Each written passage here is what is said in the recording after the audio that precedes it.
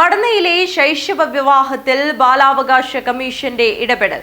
പെൺകുട്ടിയെ സുരക്ഷിത കേന്ദ്രത്തിലേക്ക് മാറ്റണമെന്ന പരാതി പരിഗണിക്കാൻ ബാലാവകാശ കമ്മീഷൻ DGPക്ക് നിർദ്ദേശം നൽകി. കേസിൽ വരൻ ഉൾപ്പെടെ 3 പ്രതികളും ഒളിവിലാണ്. ഏപ്രിൽ 13-നാണ് പടന്ന എടച്ചാക്കൈ അഴീക്കൽ ജുമാ മസ്ജിദിൽ 16-കാരിയെ 28-കാരന് വിവാഹം ചെയ്തു നൽകിയത്.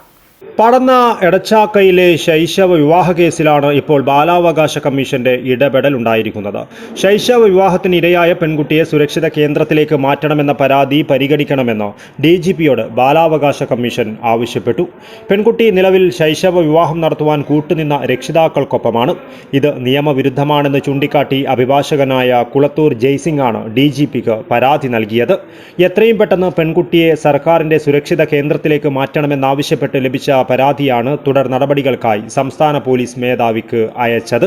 ബാലവിവാഹം നടത്തിക്കൊടുത്ത ആളുകളുടെ കൂടെ തന്നെയാണ് ഇപ്പോൾ കുട്ടി താമസിക്കുന്നത്. അത്തരം കാര്യങ്ങൾ നിയമപരമായി ഒരിക്കലും അംഗീകരിക്കുവാൻ കഴിയുന്നതല്ല. സർക്കാരിന്റെ സംരക്ഷണയിൽ കുട്ടിയെ മാറ്റുന്നതിന് വേണ്ടി ജില്ലാ കളക്ടറോ അതോ ജില്ലാ ഭരണകൂടമോ ഇതുവരെ യാതൊരു നടപടിയും സ്വീകരിക്കുന്നില്ല. കുട്ടിയുടെ സ്വതന്ത്രമായ മൊഴി ഈ കേസിൽ വളരെ പരമപ്രധാനമായിട്ട് ഉള്ളതാണ്. അത്തരം കാര്യങ്ങളിലേക്ക് പോലീസ് കൃത്യമായി പോകുന്നില്ല. ഒരു പ്രിലിമിനറി കുട്ടിയുടെ ഒരു മൊഴി രേഖപ്പെടുത്തി 4 ആളുകൾ ഈ കേസിന്റെ അകത്ത് ഉൾപ്പെടുത്തി എന്ന് മാത്രമാണ് ഇപ്പോൾ നമുക്ക് അറിയുവാൻ കഴിയുന്നത്. അത്തരം കാര്യങ്ങളല്ല ചെയ്യാനുള്ളത്. ഇനിയും 10ഓളം പ്രതികൾ തന്നെ ഈ കേസിൽ വരാനുണ്ട്. ആ വരാനുള്ള പ്രതികളുടെ സംരക്ഷണയിലാണ് ഇപ്പോൾ കുട്ടി താമസിക്കുന്നത്. അത്തരം കാര്യങ്ങൾ നിയമപരമായി പരിശോധിക്കുവാൻ പോലീസോ നിയമപരമായി പരിശോധിക്കുവാൻ ജില്ലാ ഭരണകൂടമോ ശ്രമിക്കാത്തത് കുറ്റവാളികളെ സംരക്ഷിക്കുന്നതിന് തുല്യമാണ്. ഇപ്പോൾ നഷ്ടപ്പെട്ട തെളിവുകളെല്ലാം തന്നെ നമുക്ക് തിരിച്ച് റിക്കവർ ചെയ്ത് കൊണ്ടുവരേണ്ടതായിട്ടുണ്ട്. തെളിവ് നശിപ്പിച്ച ആളുകൾക്കെതിരെ ആ തെളിവ് നശിപ്പിക്കൽ വകുപ്പ് അനുസരിച്ച് തന്നെ മുന്നോട്ട് പോകേണ്ടതായിട്ടുണ്ട്.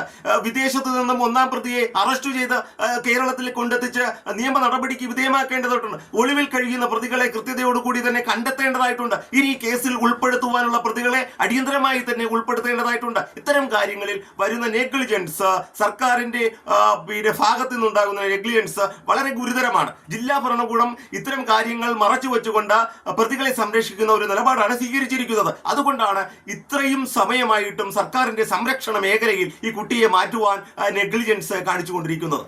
നേരത്തെ ശൈശവ വിവാഹം സംബന്ധിച്ച് അന്വേഷണം നടത്തിയ ബാലവിവാഹ നിരോധന ഓഫീസറുടെ റിപ്പോർട്ട് പരിഗണിച്ച് കോടതി നിർദ്ദേശപ്രകാരം പെൺകുട്ടിയുടെ ഭർത്താവ്, കുട്ടിയുടെ പിതാവ്, അഴീക്കാൽ ജുമാ മസ്ജിദ് സെക്രട്ടറി PK താജുദ്ദീൻ, വിവാഹം ചെയ്തു നൽകിയ ഖത്തീബ് റഹ്മത്തുള്ള എന്നിവർക്കെതിരെ ചന്ദേര പോലീസ് കേസെടുത്തിരുന്നു.